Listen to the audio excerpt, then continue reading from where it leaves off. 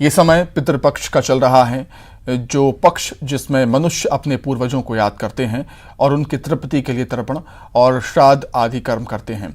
मान्यता ये भी है कि श्राद्ध कर्म में कौवों का काफी महत्व है, लेकिन ये पक्षी अब खोजे भी नहीं मिलता।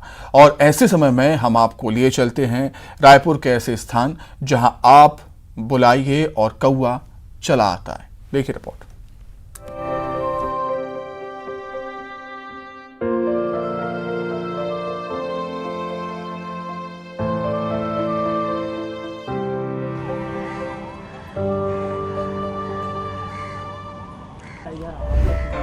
कौवा बोल रहा है।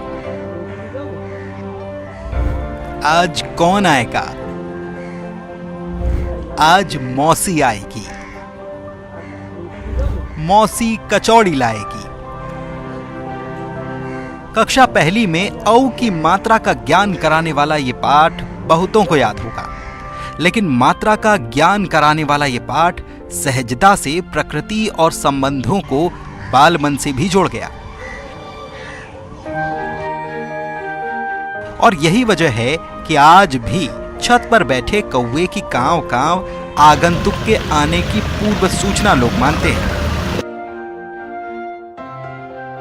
लेकिन अब कहां, न तो कौवे नजर आते हैं और न ही उनकी आवाज सुनाई आती है।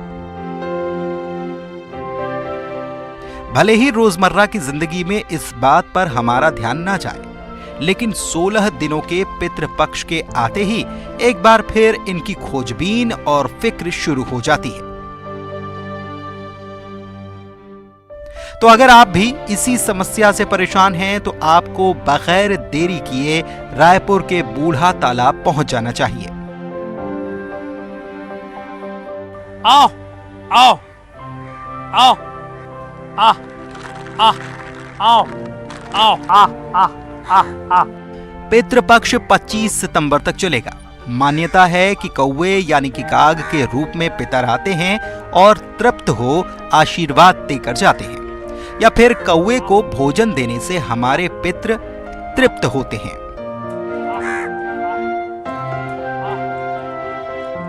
यहीं पे दिखते हैं, यहाँ पे पिता पक्ष के कारण ऐसे होता है, बस और कोई कारण नहीं। मुझे पक्षियों से बहुत प्यार है। ये राम जी का आशीष है जयंत को। जयंत जो इंद्र के पुत्र हैं, उन्होंने कौवे का रूप धारण करके जब चोंच से प्रहार किया माता के, सीता माता के पैरों में, तो भगवान ने उसे तिनके का प्रहार किया और जिससे उसकी आँख फूट गई। फिर उसने भगवान राम की स्तुति की जयंत ने, और जिससे भगवान प्रसन्न होकर भगवान ने वो आशीष दिया है कि तुम्हारे भोजन कराने से संसार के सारे पितर तृप्त होंगे।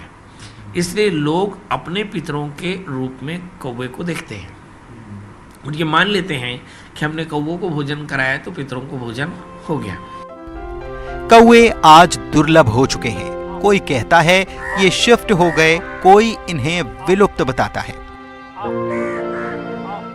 लेकिन पितृपक्ष आते ही हमें कौवा फिर याद आता है, पर हम भूल जाते हैं कि आगंतुक के आने की खबर भी तो यही लाता है।